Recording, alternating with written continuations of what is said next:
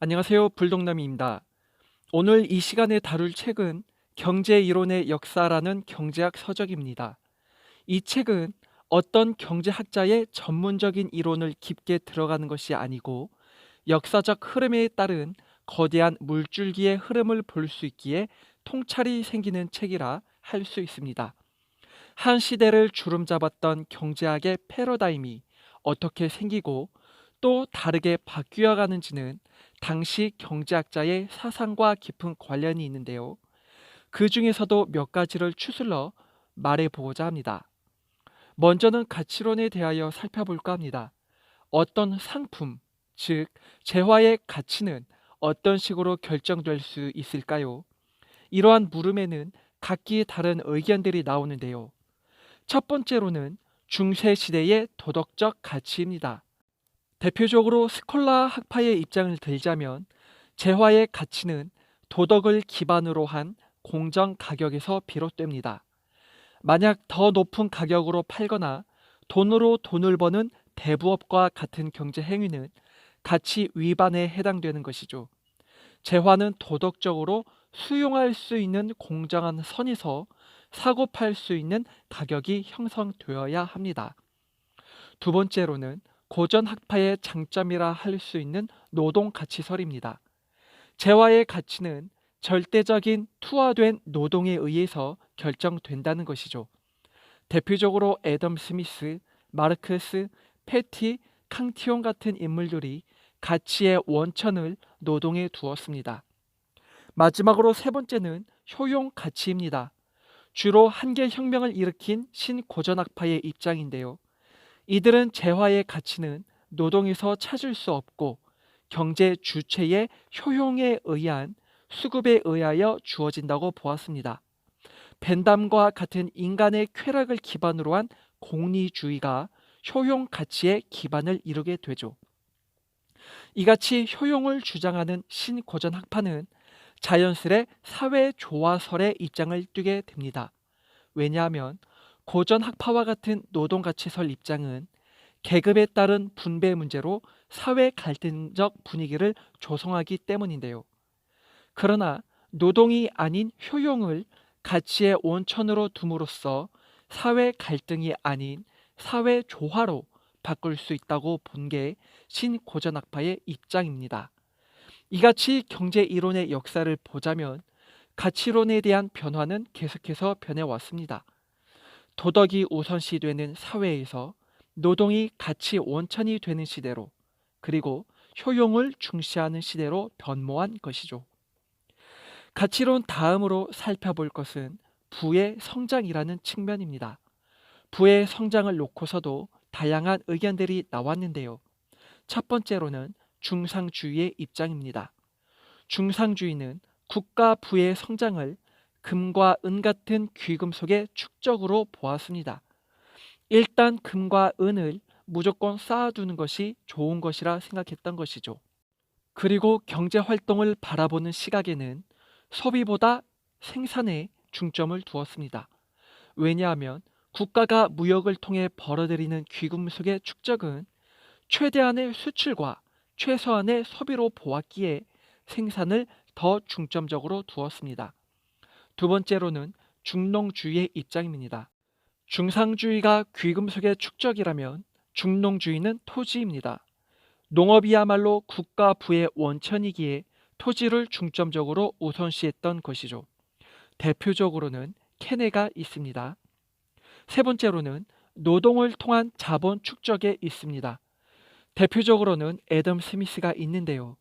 그는 자본 축적이야말로 노동량을 확대시키는 것이고 동시에 시장의 실제 거래 규모를 키우며 분업을 일으킨다고 보았습니다. 결국 자본 축적은 경제 전체의 부를 증진시키는 역할을 한다는 것이죠.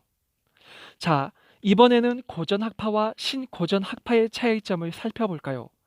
먼저 고전 학파는 경제의 성장과 분배에 주된 관심을 가졌습니다. 그리고는 균형의 장기적인 자연 가격 결정에 영향을 미치는 것이 무엇인지 연구했는데요. 앞서 언급한 재화에 투하된 노동으로 가격이 결정된다는 생산력 비설을 주장했죠. 그리고 한 가지 더 중요한 점은 자본주의의 성장은 곧 어느 수준에서 멈춘다는 정상 상태를 주장했는데요. 하지만 이러한 정상 상태는 예측 오류임이 밝혀지죠. 왜냐하면 기술 혁신이 현재까지 지속되고 있는 상황에서는 성장은 계속되고 있으니까요. 여기서 잠시 자본주의를 바라보는 시각에 대해서도 잠깐 설명할까 합니다. 고전학파는 자본주의가 곧 성장이 멈출 것이라는 정상 상태를 주장했다고 앞서 설명했습니다. 반대로 자본주의가 필연적으로 멸망할 것이라고 주장한 인물도 있는데요. 바로 마르크스입니다. 마르크스는 노동자들의 봉기로 자본주의가 멸망할 것이라고 말합니다. 또 다른 인물로는 조지프 슈페터가 있는데요. 그는 기업가를 찬양했던 인물로 기업가들의 혁신이야말로 경제 성장의 원동력이라고 보았습니다. 하지만 기업가 역시도 관료화됨에 따라 새로운 균형 상태로 상향 이동될 것이라 예측했는데요. 결국 귀착되는 곳이 사회주의라고 합니다. 고전학파 다음으로 신고전학파를 알아볼까요?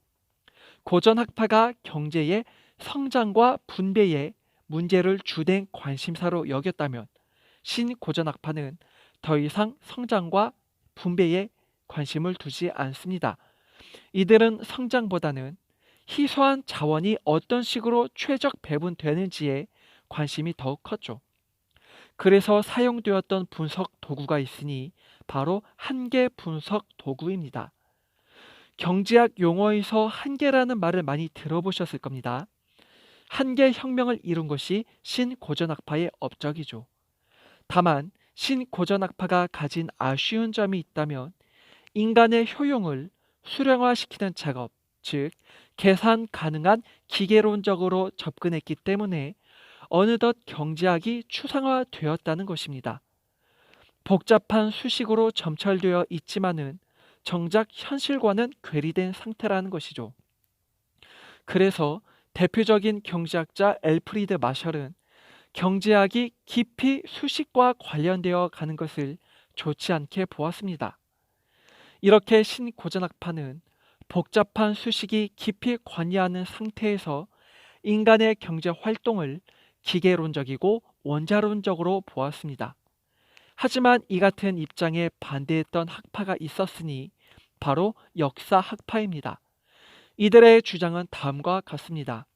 경제학이란 기계론적인 인과관계가 아니고 생물학과 같이 진화론적인 관점에서 귀납적인 방법으로 접근해야 한다는 것이죠. 그리고 경제 이론은 절대적이고 보편적이 될 수 없으며 다만 윤리적, 규범적 판단을 가진다고 말합니다. 이 같은 역사학파의 입장에 섰던 인물로는 제도학파인 베블런이 있습니다. 어찌됐든 신고전학파는 주류 경제학으로 등극합니다. 하지만 동시에 부족한 부분들이 수정되기도 했는데요.